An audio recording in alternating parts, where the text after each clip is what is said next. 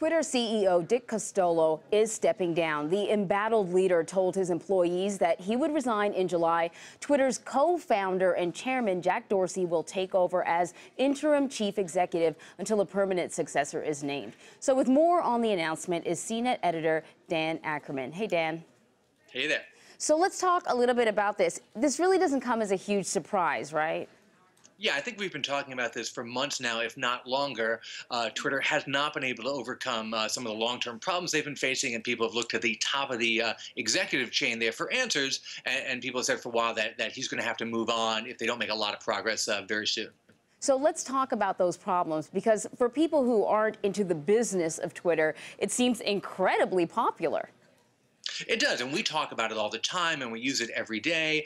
Twitter's problem is they signed up a lot of users, but a lot of those people don't continue to use the product. They may sign up, use it once or twice, and then leave, or they're just sort of ghost accounts that never even get used at all. So they didn't have that user growth, which is really what these online services and social media companies are looking for. Mm-hmm. And I think, one of the topics of conversation that has come up at least recently, has to do with trolls and people just being mean on Twitter, and that making it less attractive for new users.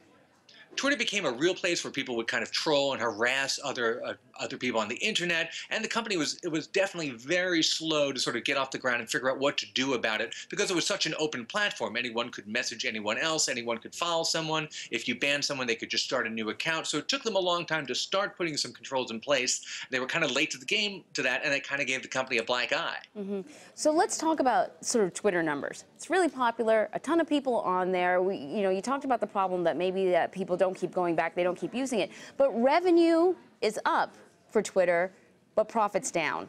How does that work?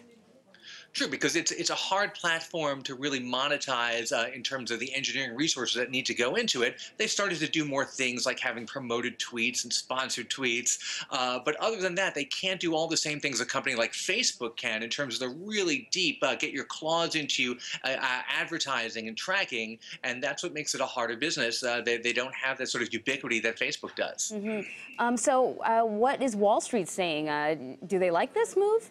Well, Twitter stock has been down lately. I saw that in the immediate aftermath of this surprising, at least surprising in that it was today announced announcement, the stock seemed to be ticking up a little bit. So we'll have to see if it kind of gets back to where it was maybe 3 to 6 months ago. Okay. So they brought Jack Dorsey back. What can we expect from him? Do you think that we'll see changes in a short period of time? Or do you think they're going to wait until they find sort of their long-term CEO?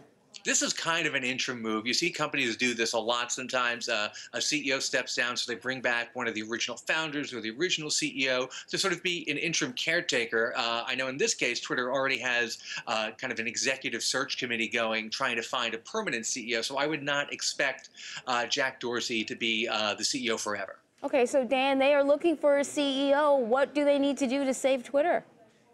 I think they need to figure out how to scale. Twitter's useful, but it's sort of a one-trick pony for a lot of people. You see what your friends are doing. You see what the news is. They've slowly gotten better at letting you share more multimedia stuff. Periscope is actually probably driving a lot of traffic to Twitter now. That's the live video app that lets you stream live video to it, but it's going to take some time to figure out how to monetize it without alienating consumers from mostly using it very quickly on their phones. They don't want to sit through a lot of ads. Yeah, well, we'll see what happens. Certainly once you start adding banner ads and all this sort of stuff, people are less interested, and there's always another competitor, another app, another service popping up on the horizon. We'll see how things unfold. Like I said, CNET editor Dan Ackerman, thank you very much. Thank you.